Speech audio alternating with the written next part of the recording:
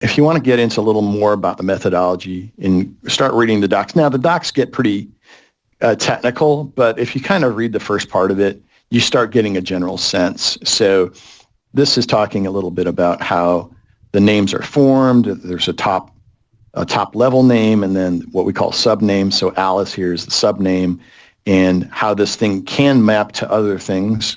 And just look at that. And just let's scroll back up to that. Just look at that. I mean, if you see this, you see these npubs, your BC1P, your Bitcoin addresses, to think that that's not going to be human readable, converted, right? That just makes a ton of sense. It's a huge missing piece, I think, in Bitcoin adoption, is having it easier to use for normal people. As easy as sending a text message or an email. You can send a Bitcoin transaction. You don't have to copy and paste. You can send it Alice@Bitcoin, and you don't have to jeopardize your self-custody, self-sovereign. You don't have to put a man in the middle. You can verify all this on Bitcoin with minimal on-chain footprint. So I really like the design of this protocol. So again, there's a lot to digest here. We don't want to get into too much, but there's a whole everything to the right of the @ is done on chain, including the whole auction process and how things get registered and recognized as the legal and valid authority.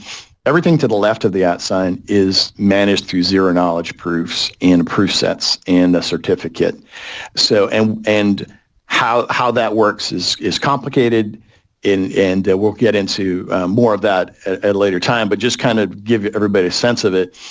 You get into this section, just reading through these kind of points, and I'm not going to touch on all of these, but it gives you a sense of kind of what the motivation was, a little bit of comparison versus Ethereum name service, which was another one that came. And then you can start getting into it further, deep dive understanding how the protocol works.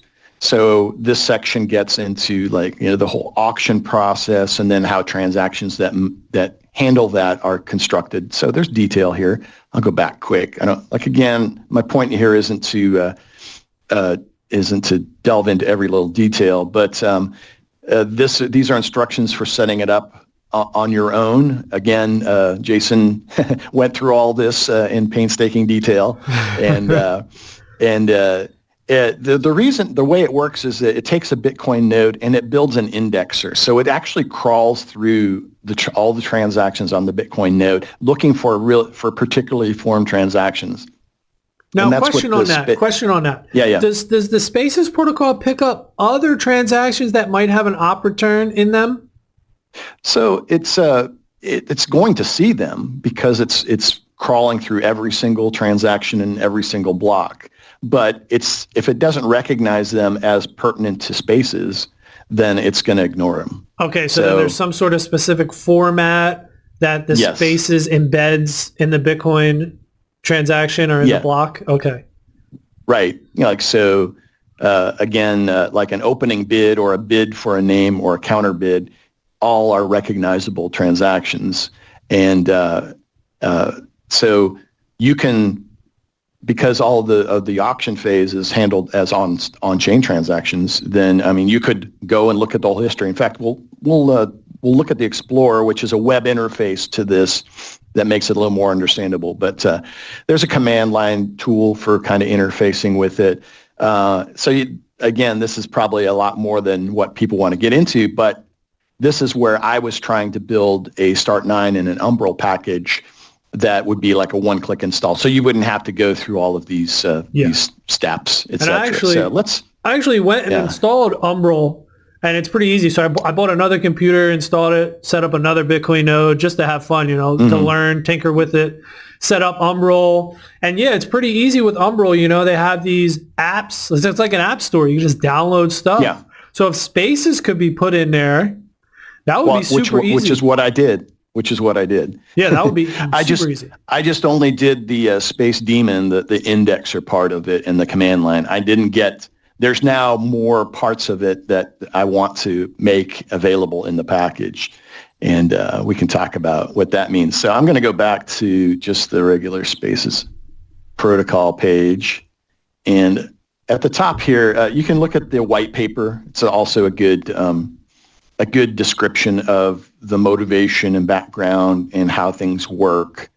Again, I'll just skim through this a little bit, but you can see here some of the topics: auction design and how transactions get finalized, and then subspaces. Again, this is the stuff to the left of the @ sign.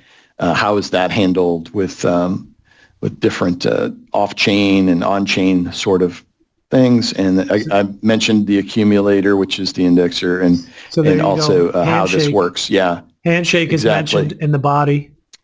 Yeah. So handshake, exactly. This is not something new with the naming on Bitcoin. Even BIP 353 is Matt Carola's attempt to introduce naming on Bitcoin. But unfortunately for that BIP, it relies on centralized DNS. And, I do find that shocking, though, that the Bitcoin community, or it seems, they're cool with DNS. And they're like, yeah, let's use DNS, maybe because they don't see another way, maybe because Spaces is not well known. It's not even fully out yet with the subs. But that's one of the reasons why we're making this, because look, there's another way. We don't have to use DNS. If it's Bitcoin, it's Bitcoin and that's it. Right. And I don't want to misrepresent it. I mean, it's not going to be something that is immediately useful everywhere all at once. There will have to be certain tools and techniques built up to kind of make it more and more accessible to a broader public. One of which is be like a mechanism like DNS, like maybe hooked into the DNS resolution system that resolves these names to identifiers. And I've been working on some of that. We can talk about that at another time. It's too much to get into right now.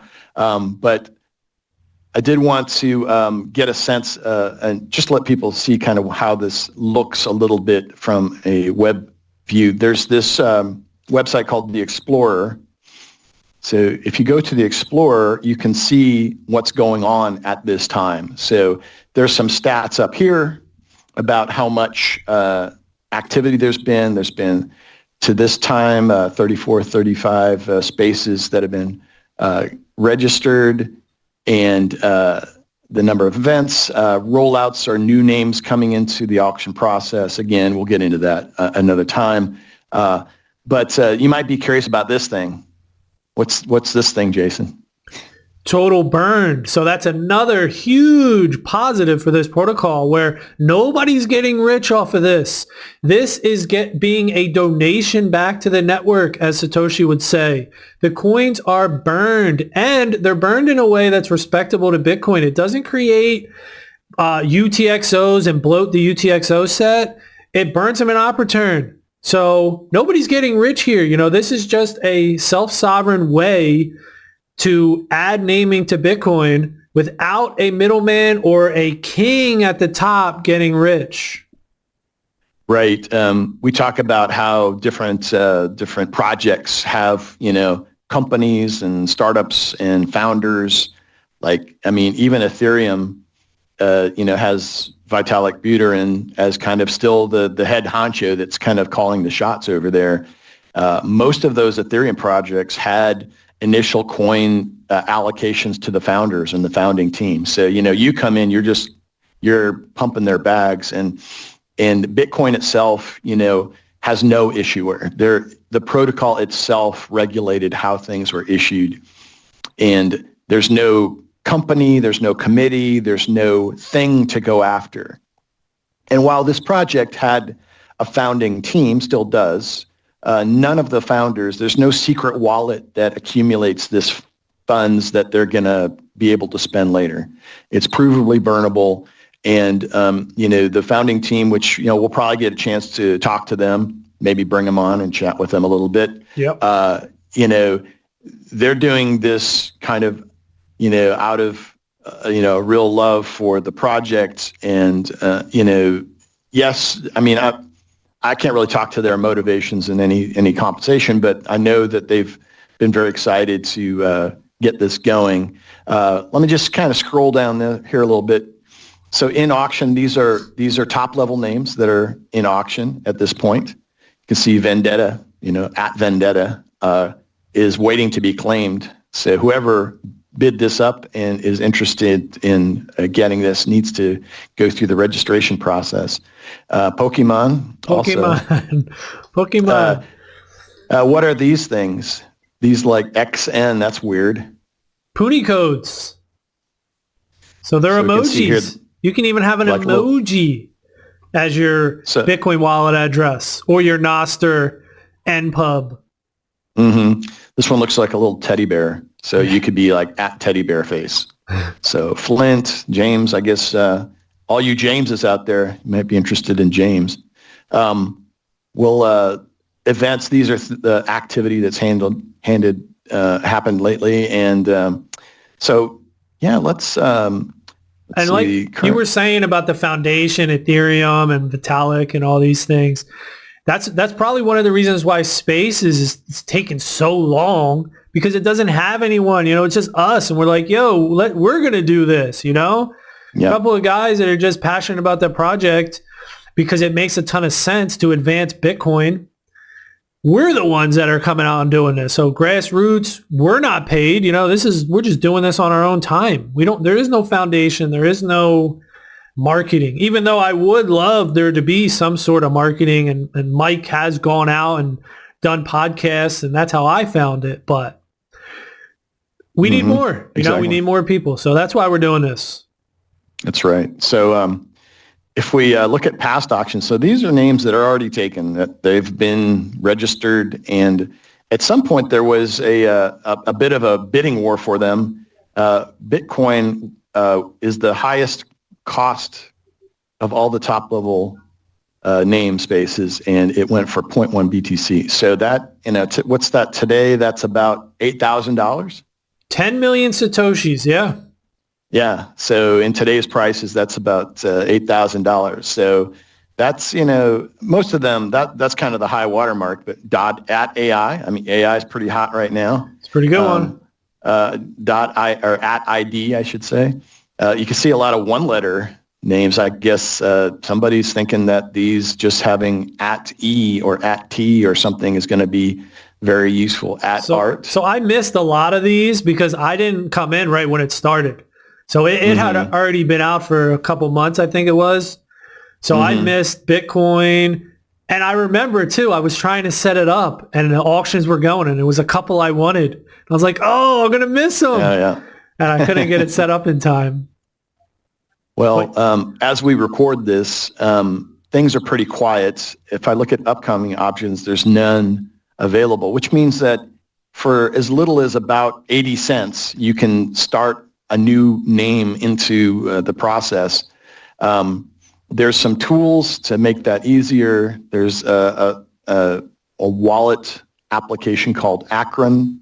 Go to akron.io. Yep, and all this is in Bitcoin. You have to use Bitcoin. Right, you can download this wallet and get a name started into the auction process. If you look in this Spaces section of it, they've got various different download options, and you download and install this. You start it syncing. There's a public server that you can sync to, and then once it's done, send it a little Bitcoin, and then you're off to the races. Again, we won't get into this today, but just to let people know if they're interested into pursuing further. This is the easiest way to go. Now, this didn't exist when you were trying to get set up, so you didn't have the benefit of just installing it and running, being off to the races. So. Yeah, that would have been nice. So the Akron wallet is nice, and I did download it. I played with it. I hooked up the public server where it connects to a public Bitcoin node. But I also tried and successfully connected it to my own node. So it's cool that it gives you features. Like if you're a complete beginner, you can just connect it. You don't have to run a Bitcoin node, That's right.